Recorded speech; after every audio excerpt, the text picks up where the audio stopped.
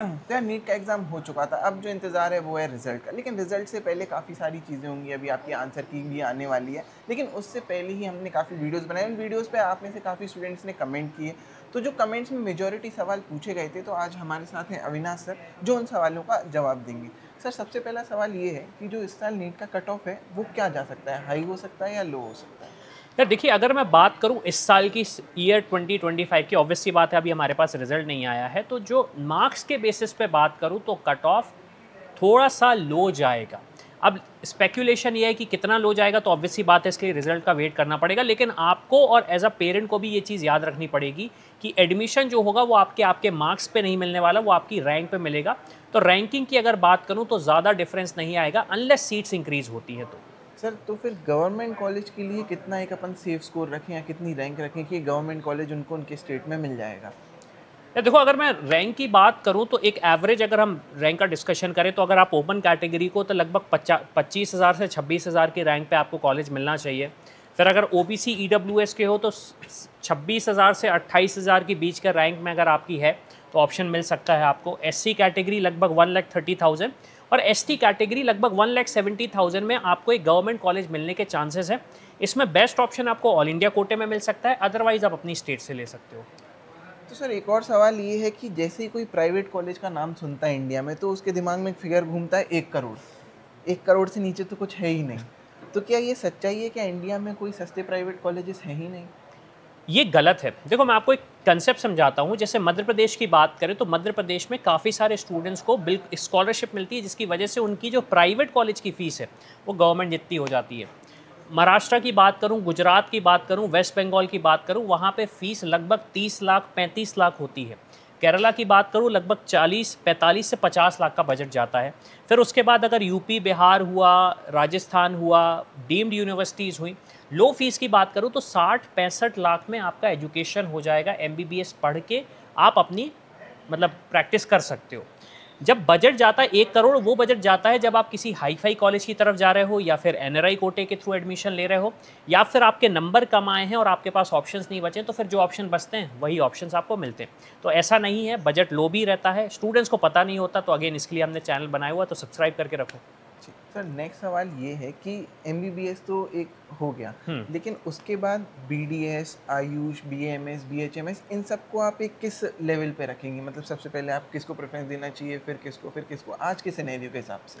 देखो, आज के सिनेरियो के हिसाब से बात करें तो एमबीबीएस की जो ब्रांड है वो कोई ले ही नहीं सकता। ठीक। जो स्पेशलाइजेशन है, जो मॉडर्न मेडिसिन है, वो एमबीबीएस को बोला ही ये जाता है। और across the world, across the globe MBBS की ही वैल्यू है। नाम दूसरा हो सकता है डिग्री का, लेकिन वैल्यू उसी की है।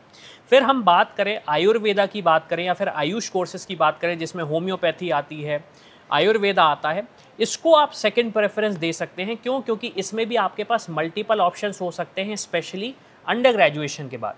फिर बात आती है बीडीएस की। तो अगर आपको बिल्कुल स्टेबल जॉब ऐसा चाहिए है कि आपकी वर्क लाइफ बैलेंस बनी रहे, क्योंकि देखो, दांतों के लिए कभी भी ऐसा नहीं है कि संडे को आपको जाना ही, इमरजेंसी केस नहीं होता। तो एक स्टेबिलिटी आपको मिल जाती है बीडीएस में। स्पेशलाइजेशन की बात करूँ तो आप डेंटिस्ट्री में ही आगे बढ़ सकते हो। मल्टीपल वेरिएशन, मल्टीपल कोर्सेज होते हैं, लेकिन डेंटिस्ट्री में आप आगे बढ़ते हो। तो पहला प्रेफरेंस ऑब्वियस ही बात है एमबीबीएस का। दूसरा, आप आयुष को कर सकते हो टारगेट। तीसरा, बीडीएस को कर सकते हो। और ये चीज़ एक प्रेफरेंस पे भी ये बना के रखें आप कि अगर जिस शहर से कर रहे हो वहाँ पे आपके पास ऑप्शंस रहेंगे या नहीं रहेंगे। ऐसा नहीं कि आपने किसी गांव से अपना ये कोर्स, दूसरा कोर्स कर लिया और वहाँ पे आपको पेशेंस मिल ही नहीं रहे हैं। सर, एक सवाल ये भी है कि मैं एमपी का स्टूडेंट हूँ, लेकिन हम्म। मेरे को दिल्ली के कॉलेज में जाना है। हम्म। एम्स में नहीं जाना है, बट दिल्ली के मेडिकल कॉलेज में जाना है। तो उसका क्या प्रोसेस है? जा भी सकते हैं, नहीं भी जा सकते हैं, क्या होता है उसका? देखिए, जाने के लिए सबसे पहले हमें ये पता करना पड़ेगा कि हमें जाना कहाँ है, हमें गवर्नमेंट जाना है या प्राइवेट जाना है। अब हम अज्यूम कर लेते हैं कि गवर्नमेंट जाना है। आप एमपी के स्टूडेंट हो, दिल्ली में जाना है, तो आपको बहुत सिंपल तरीका है, सिर्फ एक ही काउंसलिंग में पार्टिसिपेट करना है, ऑल इंडिया की।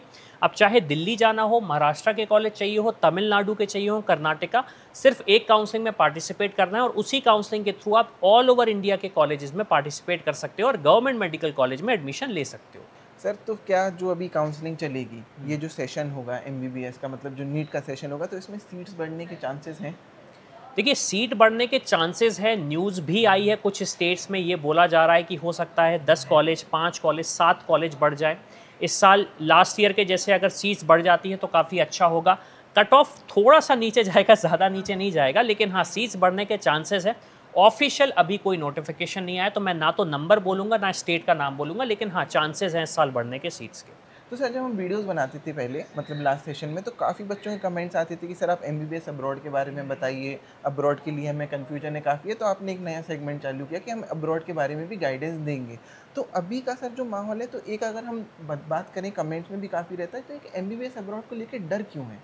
यार देखो, एमबीबीएस अब्रॉड को लेके डर का कारण ये है कि आप जब डॉक्टर बनने जा रहे हो, तो आप अगर डॉक्टर नहीं बनते तो क्या मतलब उस पढ़ाई का। जैसे इंजीनियरिंग की अगर मैं बात करूं, मैंने कंप्यूटर साइंस किया या फिर मैंने मैकेनिकल इंजीनियरिंग करी, मैंने पढ़ाई करने के बाद मुझे कोई लाइसेंस नहीं चाहिए, मैं जा सकता हूं, मेरी स्किल सेट पे मुझे जॉब मिल जाएगी। डॉक्टर की अगर मैं बात करूं तो कोई ऐसा स्किल सेट तो हमारे पास होना ही चाहिए, लेकिन हमारे पास मैंडेटरी लाइसेंस भी होना चाहिए। अब इंडिया में एनएमसी है, एनएमसी का ये कहना है कि आप अगर अब्रॉड जा रहे हो तो हमें ये चाहिए कि आप पढ़ के आ रहे हो प्रॉपर, और आप एक प्रॉपर डॉक्टर हो। अदरवाइज मेडिकल इंडस्ट्री में ऐसे डॉक्टर्स, मुन्ना भाई एमबीबीएस पहुंच जाएंगे कि आप वहाँ पे सिर दर्द लेके जा रहे हो और वहाँ पे रात को ऑपरेशन हो रहा है, तो ऐसे डॉक्टर्स भी नहीं चाहिए।